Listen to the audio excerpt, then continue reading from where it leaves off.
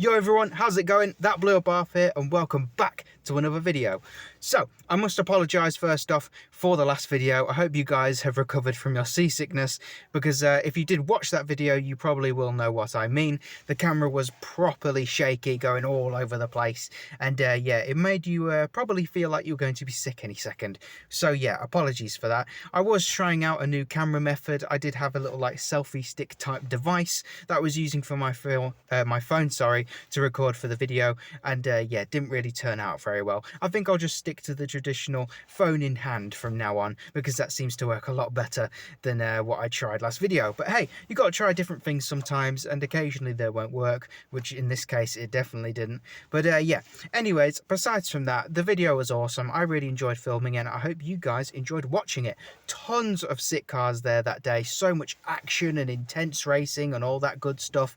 It's left me overwhelmed, honestly. I was so properly just like confused with what was going on, so much to commentate over and, you know, go through. I was getting car names wrong, I was forgetting stuff and just leaving things out. So yeah, it was just so crazy. And I found out what the name of that Lotus was. It definitely wasn't an Evora. I knew it wasn't that. It was an X-Siege 430 Cup. It was bugging me for ages after that video for what it was, and because there were so many cars to go over and mention, it was just so confusing to me, and as I said, I was just overwhelmed. And I still am to this day. And yeah, so I apologise if my grammar isn't very good today. I'll probably be stumbling over my own words, as you'll probably see later on in the video. So yeah, but we'll try our best. And yeah, we also got one of the owners of the cars that went out on that track day. It was the silver E46 3 Series. I can't remember if it was an M3 or not, but either way, it was a super sick car. It was the one with the really big awesome wing on the back of it. Properly cool car. And yeah, kudos to you, man, if you are watching this video. I really like that car a lot, and I thought it sounded really cool too. So yeah, just an awesome day overall. But enough about that. That video was awesome, and we're going to move on to today's video, which I was looking back over a couple previous videos to see if there was anything that I could get out of them, and see if there was anything I missed out to maybe make some more content on to help you guys with the world of Abarth. And yes, there actually was something that I did miss out, and it was in my most popular video actually, the which Abarth to buy and why. Now, I noticed that I only talked about the Series 4 Abarths, which I guess that was the main focus of the video, but I suppose I kind of missed out the Series 3s, which I can't do that, guys. They're the main starting point of the Abarth 595. So I thought, why not show them some love and give a video dedicated to them. But I didn't really want to go over the same format as that video, because otherwise it'd just be me saying the same points over again, but with the Series 3 instead of the Series 4. So yeah, we're going to actually do instead the differences and changes on a Series 3 as opposed to the Series 4. See what's kind of, you know, different on both of them, see what changed, what stayed the same, and well, just mainly point out all the differences on the Series 3. And maybe give some recommendations too. So without further ado, I hope you enjoy the video, and let's get straight into it. Now then, as I said, the Series 3, the starting era of the Abarth 595, originally called the Abarth 500, which, hey ho, pretty cool. I did like that, but I think 595 is a bit cooler because it gives a little bit more taste to the name, and you know, it really, you know, distinguishes the difference between the Fiat 500 and the well, the Abarth 500. Really, you know, it just makes it a little bit more clearer that it's a different car. But yeah, so the Series 3 is very different to the Series 4, and we are going to be going over all the changes and differences between the two, because as I said, I could just do a same video again of going over all the different Series 3 Abarths and recommending which one you guys should go for, but then I'd just be doing the same video over again with a different you know, chassis / shape, which isn't exactly very good really, because then that's just kind of copying the same thing again. But anyway, let's not waste any more time. So the Series 3 Abarth, as I said, is very, very different to the Series 4. And if you guys have seen the two models together, you'll definitely be able to see all the differences that lie within them. First of all, the main one being aesthetics, because, well, obviously the whole car is entirely different because of it being the starting of the Abarths. And now probably the most notable differences in the aesthetics are the front bumpers, because the Series 3, which I'll put on the left here, is very happy, very smiley, and very, just happy to be there. And then the Series 4 is very, very angry, mean, and moody, which I've got to say, I don't know which one I like more. I love both of them just as much. I think they're an absolutely awesome design, and I think both the bumpers suit the car very well. But if I had to choose one, I think it would be the Series 4. It just fits the car so much better, and it just makes it look absolutely aggressive and very, very unique to all the other hot hatches on the market. But yeah, so the front bumper's different. We also get different running lights in the front bumper as well, because the front bumper has different running lights on the Series 4, which look a lot similar to the 124 Spider lights, which I don't think they're the same lights, but even so, they do look really, really cool, and I dig them a lot, and I think that was a really awesome choice to put them in. And the Series 3 running lights are just a little bit different, where I think they're a bit smaller. I'm just trying to, remember it in my head, or on the top of my head, and I think they're just a little bit, smaller and a little bit more, well, yeah, just smaller in general. I was trying to think of another word to describe it there, but yeah, we'll just go with small in general.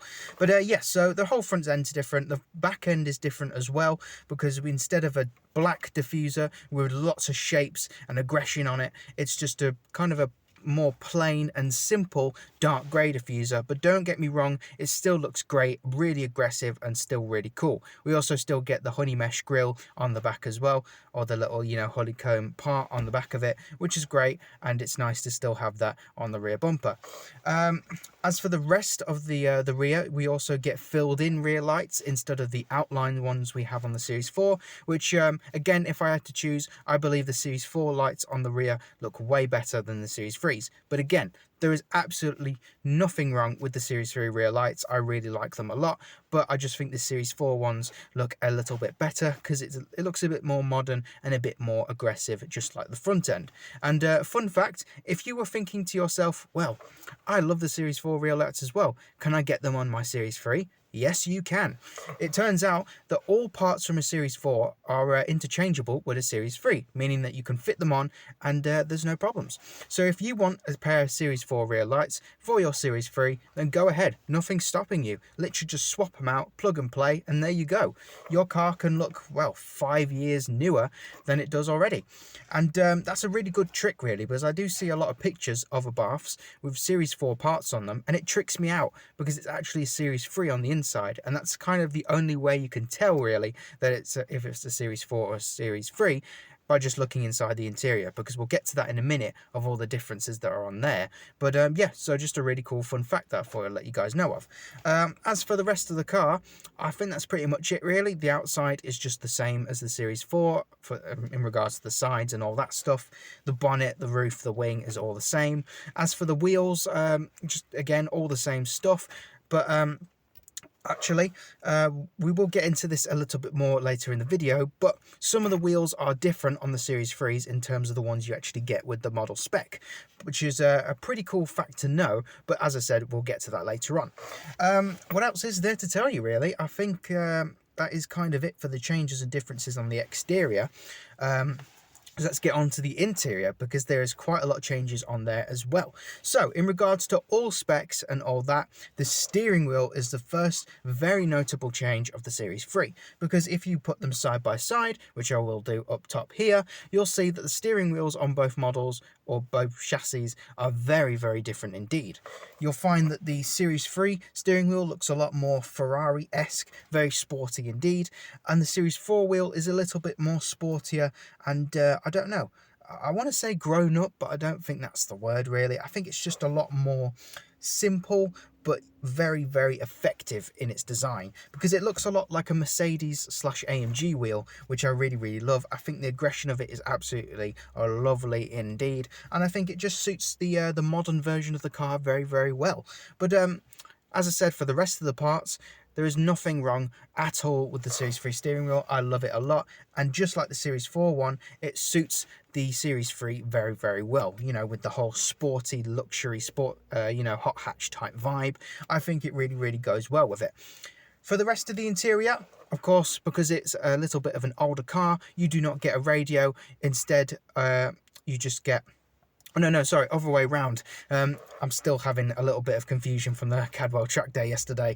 But yeah, so instead of a 4 to 7 inch touchscreen, you actually get just a regular radio instead on the Series 3, which is still not bad at all. I don't think it varies in its, you know, branding slash, you know, the like quality. I think it's just all the same radios on every single model. In terms of the sound system, I believe it is just the same as the ones we have on the Series 4s from 2016, because if you didn't know, the Series 4 from 2016 up to 2018, I believe, has Alpine sound system, which is absolutely phenomenal. And even if you guys aren't into hi-fi audio or that stuff, all you need to know is that Alpine is the absolute daddy of all sound systems when it comes to these car guys. So yeah, it's just a really, really great sound system to have in this car. I believe 2019 and onwards gets Beats audio, which I'm not really a fan of, but hey ho, I'm sure it still sounds all right. But yeah, I'm pretty sure the Series 3 also has Alpine, but I could be wrong. If you guys do want to correct me in the comments, then please do, because I'd love to know if it is different in the Series 3s, because obviously I don't own one, so I can't go over every single little detail and change on them. So if you guys are an owner of a Series 3, then please let me know if I do miss anything out in this video. But I'll try to cover as much as possible. So yeah, getting back onto it. So yeah, steering wheel, sound system, and radio. Turbo gauge is the same. It's also what's going on today, guys? But yeah, it's also in the same place as the Series 4 on top of the dashboard, and you can also get it next to the steering wheel, which is also the same as the Series 4 on the higher models. The dashboard is just the same. The rest of the layout is, yeah, just identical to the Series 4, because obviously it's just a modern retake on the Series 3, so everything's in the same place, but just a couple visual upgrades. The seats, again, same. Rest of the interior, same. That's kind of it, really, apart from a couple colour differences slash, you know, vary of, like, you know, I'm so struggling to speak, okay? What is happening today, guys? I cannot speak at all. Man, Cadwell really messed me up. But let me just take a minute. But yeah, so everything is just the same on the Series 3 as it is the Series 4, apart from the steering wheel, the radio, and yeah, that's pretty much it. So we're going to move on so I don't have to, you know, stumble over my words over and over again. And then we'll go on to the models, I suppose, which, yeah, we'll speak about right now. So I've just taken a little break to, you know, regain myself and get myself back into the zone of the video. And hopefully we won't make any more mistakes or stumble over my words just poorly, because that was awful. I don't know what went on there, guys. But anyway, so let's get on to the models and spec variations of the Series 3. Now, it's pretty much the same as the Series 4. You get the T-Jet, the Turismo, and the Competizione, but there's quite a few differences when it comes to them all.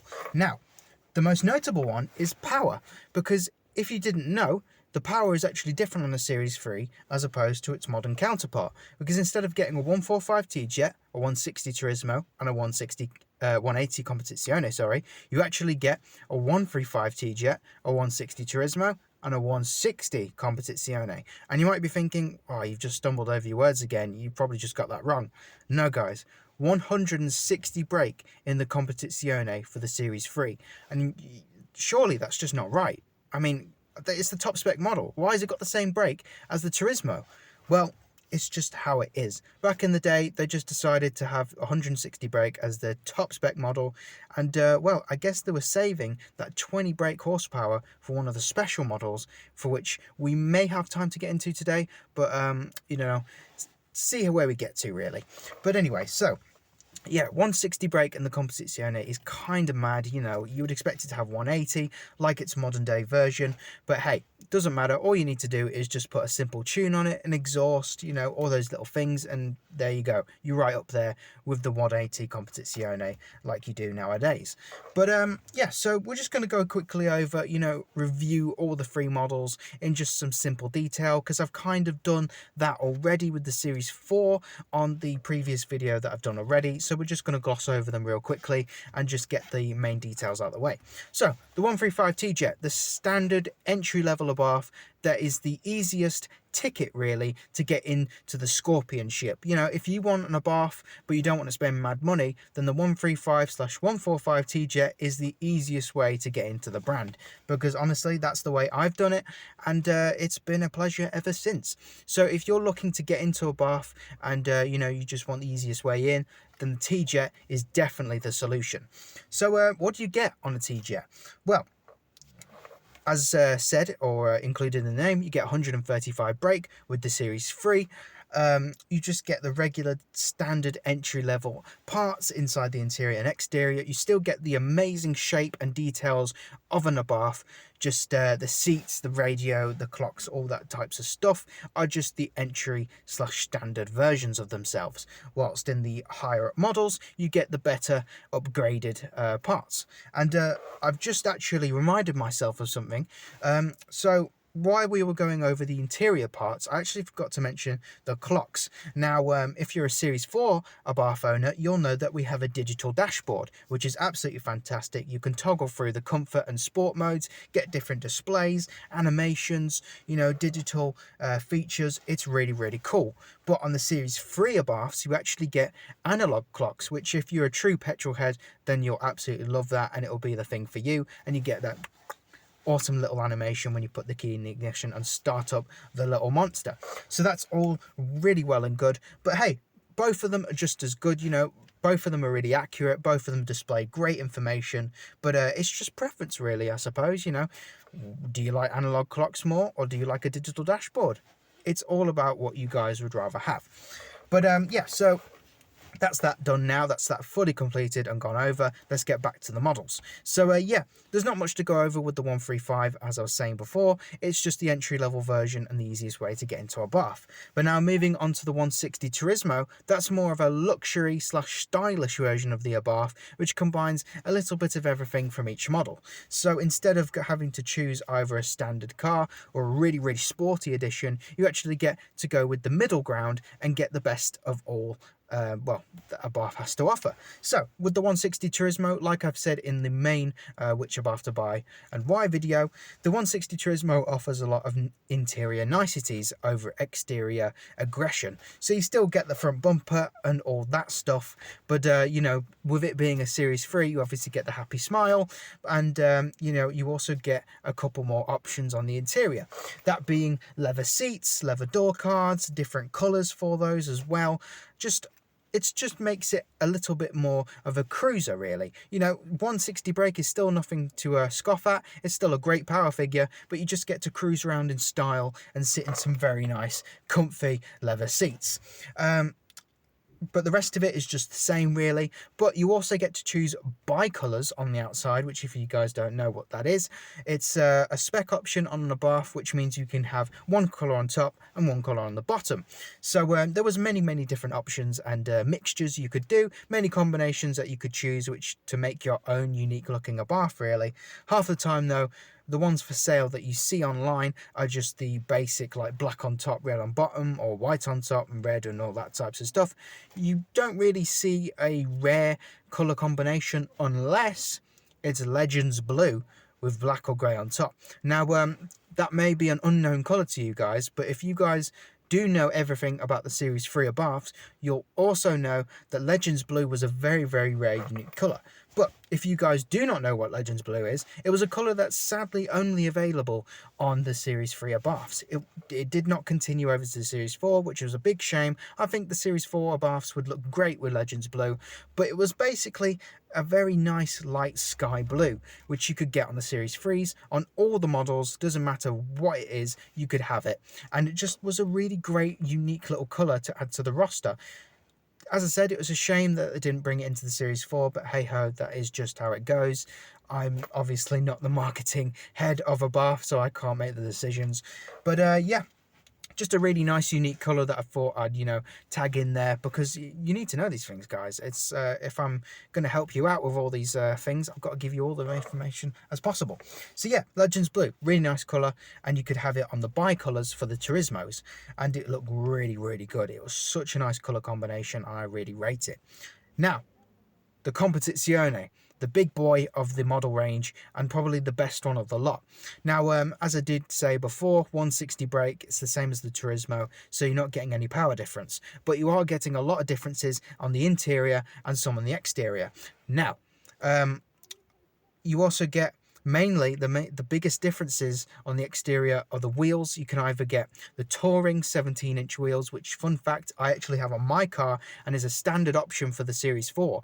So I don't know, it's a bit of a better choice to go for a Series 4, I guess, if you really, really want those wheels, because then you don't have to pay mad amount of money for a Series 3 comp, but you could spend very little to get a Series 4 T-Jet and still have those wheels, which is really, really great. But hey, if you're, an avid Series 3 enjoyer and you really, really want one and these wheels as well, then hey, Series 3 comp is the way to go. And sorry, guys, I've got a bit of a itchy on the top of my nose here, so I'm going to have to kind of go for it every so often. But anyway, back onto it. I'm getting really distracted here today, guys. I'm really, really sorry about that. But yeah, anyway, the Competizione, awesome car. And the rest of the exterior got some really, really sporty upgrades. So, wheels, as I said, Brembo brake calipers, which are really, really great for a sports car like this. Really made it a proper hot hatch. And you could get it in yellow, red, many different colours really for the calipers, and they just look fantastic. Along with that, it had great potential and performance, upgrades, along with great stopping power really. So it really blended together to make a great combination of sportiness and performance slash efficiency, I want to say. So what else do you get on the exterior? It's kind of the same really, except for the fact that you do get a Monza quad exhaust system, which if you guys do remember in previous videos, is the quad system, and it sounds fantastic. Sadly, I do not have one myself, because obviously I've got the Toyo Sports exhaust, the straight pipe, but the Monzas do sound just as good. But yeah, so you got that as standard with the Series 3 comp, and you still do with the Series 4 as well. But the rest of it was kind of the same, really. The interior is where all the differences lie, because the seats, you still got seatbelts, but they were a different design. So I'll put a picture up here of the Series 3 seatbelts, because they're completely different to the Series 4. Now, instead of getting dark grey with little tinges of yellow and black all over the seat with a little seatbelt label like sticking out of the side of the bolster, you actually got black and red seats with 595 stitched in, and they looked beautiful, guys. Honestly, they were such a lovely pair of seats. I would love to sit in a pair, honestly, even if it wasn't even in the car, just literally a seat on the ground. I'd love to sit in it, because those seatbelts look so good. But hopefully one day maybe I'll have myself a pair, maybe with the rest of the car as well, which would be nice, because I definitely won't buy them on their own. £3,000. Oh, mate. I've said it before and I'll say it again. That is incredible. Mad price for a pair of seats. But anyway, so yeah, the seats were completely different, but they were still just as awesome. The rest of the interior really was kind of the same as the rest of the models, because the steering wheel was different, you didn't have any carbon on it, and that was for the same for the rest of the car. No carbon at all, which was kind of a bit of a shame. I think you did get it on the side seals like you do with the modern ones. It says 595 Competizione with a bit of carbon on it, so that was lovely. But yeah, the steering wheel got no carbon added to it, just a couple more leather and Alcantara bits and bobs to make it a bit more sportier, which, hey, is still respected and is a really nice touch. But you've got to have a bit of carbon, guys. Carbon makes that sporty feel, you know what I mean? But it's easy to do, just wrap stuff or add stuff in, or even, if you really want to go that far, swap the Series 3 wheel for the Series 4, and there you go, nice carbon fibered up steering wheel. But hey ho, so yeah, the rest of the interior is kind of the same as the rest, as I've said before. I don't think there's many differences or upgrades to the Series 3 comp, but yeah, it was just a really sporty version. And fun fact, actually, there is a weird spec that you can get for the comp for the Series 3, which if you bought a Capello Grey Competizione with whatever wheels really, it turns out that most of them, like 9 in 10 Capello Grey comps of the Series 3 era, get a beige/brown leather interior, which is a really, really interesting specification, but it looks fantastic. So the same interior, all those bits and bobs, but instead you get brown leather door cards, full brown Seatbelt seats, and brown accents on the wheel, as well as brown accented carpets. It was a really, really interesting version of the comp interior that you can get, but I was all for it. I think it looked fantastic. I actually looked at one when I was considering buying an Abarth, and I was just all over it, but sadly I think someone bought it before me, or someone reserved it before I could actually make my move, which it was a little bit of a shame, but hey ho, now I'm in a podium blue Abarth instead, so I'm not complaining. But anyway, yes, so that is all 3 models really. For the comp, I'd just recommend putting a few tunes or stuff like that on it, just to get it up there with the modern day one of 180 brake. Or you could lighten it up a little bit, take some stuff out, and get that power to weight ratio, because then that really matters, guys. That is the main thing when it comes to racing a car really, or just a car in general. That power to weight is very, very important. But hey, I mean, we're chatting about the Abarth models today, not racing and power to weight, so I guess it doesn't really matter, because 160 brake, as I said beforehand, is nothing to chuckle at. So it's still a very, very fast, powerful car. But obviously 20 brake difference, especially in a car like this, is going to make the world of a difference, because I added like 20 brake myself to this, and it felt like a rocket ship. So it's definitely worth it to add a little bit more into it to get a little bit more for your money and a bit more power to the car. But yeah, that's pretty much all the models really. I would go over the 695s, but I've already done that before in the previous video, so not really much point. I just sound like a broken record really. So we're just gonna skip over that, and yeah, I think it's just my recommendations, I guess, now, guys. So as I've said in many, many previous videos, the 135T Jet /145 I would always recommend going for, because it's an easy way to get into an Abarth, but it's a blank canvas. Those are the 2 most important words that I can give you.